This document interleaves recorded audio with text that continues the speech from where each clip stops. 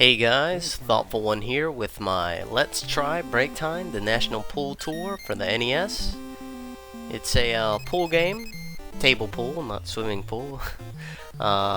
Anyways, there's 9 different pool games you can choose from. The first is 9 ball, and in 9 ball, the object of the game is to make the 9 ball. But you always have to hit the lowest numbered ball on the table first. So you could go in order, like, hit the 1 ball, make the 1 ball, then the 2 ball, 3 ball, etc. But you can also combo, so let's say the 3 ball's on the table, but you think you can combo the 3 ball into the 9 ball. If you do that, if you combo the 3 into the 9 and you make the 9 ball, you win the game. So that's 9 ball, but also if you do not hit the lowest numbered ball first, it's a foul, which lets the opponent place the cue ball wherever they want to on their turn. And even if you make balls, they still will go because it's a foul after you. If you do make the 9 ball without hitting the lowest numbered ball on the table first, then you just place the 9 ball back on the table. But anyways, that's 9 ball. 9 balls on the table. The object is to hit the 9 ball in first, and you always have to hit the lowest numbered ball on the table before you hit anything else. The next game that you can do is rotation, and the basics of rotation is the same. You have to always hit the lowest numbered ball on the table first, but it's a point-based game. There's 15 balls on the table, and the number on the ball that you sink is the number of points that you get. So if you make the 13 ball, you get 13 points. If you make 7 ball, you get 7 points. Again, like I said, you have to hit the lowest numbered ball on the table first, but the object is to get the most points. So you can combo, the 1 into the 5, and if you make the 5, you get 5 points. Not finally, but the next game is 8 ball, which is the game I'm most familiar with from playing pool in real life. It's basically solids versus stripes. Again, there's 15 balls on the table, and then whoever makes the first ball, whether that be a high ball, which are stripes, or a low ball, which are solids, then they are that color, and the other person is, the other color. And the first person to make all of their solids or stripes and then the 8 ball last wins the game. And then the last game you can play is 14-1 rack, and that's basically a called shot game. You can go for any ball on the table, but you have to call your shots, and the person who sinks the most balls wins the game. They also have a practice mode, and in the practice mode, they have several different trick shots that they will show you, and you can attempt yourself, which I thought was pretty nifty, pretty neat to see. And then the main mode of the game is the pool tour, which is basically you travel across America and play various different opponents in 9 ball to try to win the pool tour. And your opponents increase in difficulty as you go. And that's the game. As far as the game modes that are available, you can play with 2 players, which might be fun. I'm not sure, because I don't find the game that fun. But that might just be me.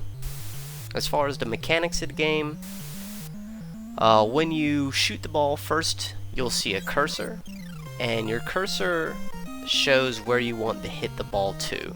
So like you can see right now, I am placing the cursor, and that's just where do I want the cue ball to go to. And after you do that, you can either press the A or B button. If you press the A button, you'll go straight into drawing your pool stick to dictate how much power, like that, you want to put behind the shot. If you press the B button, then that allows you to put English or spin on the ball. And basically for the spin, if you hit it to the sides, then it will spin to that side, usually after you hit the ball. So if you aim for the 3 ball, like my opponent's doing, and you put right spin, then the cue ball will spin to the right after it hits that ball. If you hit it near the top of the ball to put top spin on it, then it will follow through. So let's say if he put top spin on this, then it would follow the 4 ball through. Follow its path. If you put backspin on it by hitting near the bottom of the ball, then basically it will spin back towards you. So let's say if I had went for the 7 ball there, or if he had went for the 7 ball there, and he had put backspin on the ball, it would have came back towards where he hit it from, where he hit the cue ball from. And then finally, if you just hit the ball dead on in this game, then the cue ball is supposed to stop up when it hits the other ball. And that's it for the spin. After you press the B button and dictate what kind of English or spin you want to put on the ball, then again the game lets you draw your pull stick to dictate how much power you want to put behind the shot. As far as the ball physics go, it's hit and miss. You can tell that they tried to do realistic ball physics, but in some instances you can definitely tell that it just doesn't work out.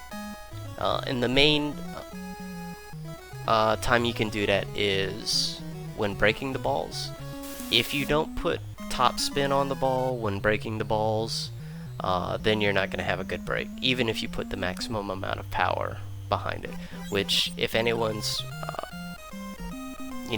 done a break in pool, you know that if you put a bunch of power behind it, it doesn't really matter how much or what spin you put on the ball. For the most part, you should get a decent break. But if you don't put that follow through spin on the ball, then, and even if you do sometimes, like, you just get a bad break, the balls will still be clumped together, and some of them won't move at all. A lot of them might not move, depending. So that's the most obvious way that you can see that the ball physics just don't work out. Honestly, my recommendation if you want to do well at this game is to do exactly what Ed does, the beginner mode opponent, which is just use the maximum amount of power when you play. I'm trying to use a little bit more finesse. Maybe that's just me, because I've played a little bit of pool. Not that I'm good at pool, but I've played a little bit of pool, so I know the general idea of what should happen. But here in the game, your opponents, for the most part, always use the maximum amount of power, and I think that works the best because, for the most part, and even when they miss the initial shot that they're going for, the ball, or a ball on the table, always seems to kind of find its way into a hole. So, that is definitely my recommendation for this game, is shoot for the stars and just use the maximum amount of power and hope for the best. I mean, try to aim for a hole, but you know.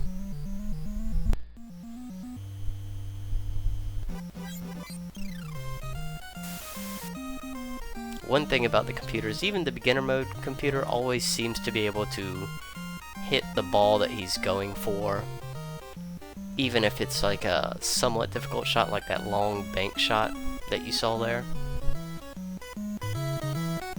which I don't think should happen. I mean, I know in real life and in this game I would not have at least hit the 5 ball first. I would have totally missed a 5 ball, but you know, it's a game. Here we go. I have a somewhat straight shot. I'll probably miss this shot anyways. Like I said, I'm not that good at this game. I'm not good at pool in real life either. But I do usually have a general idea of what should happen. It's just, you know, me actually aiming and shooting the pool stick in both this game and in real life just doesn't work out for me so well.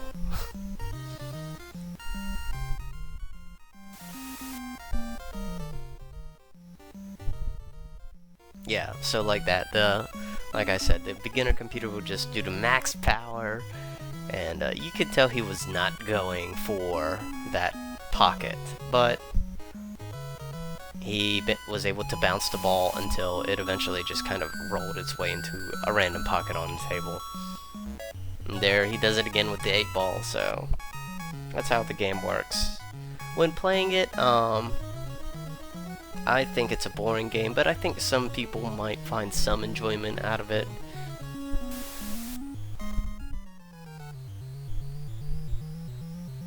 Oh, and that is the game. He sank the 9-ball.